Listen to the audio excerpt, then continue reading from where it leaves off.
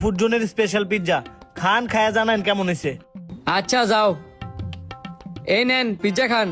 ये सब क्या देखना पड़ रहा है। अच्छा है मैं अंधा हूँ।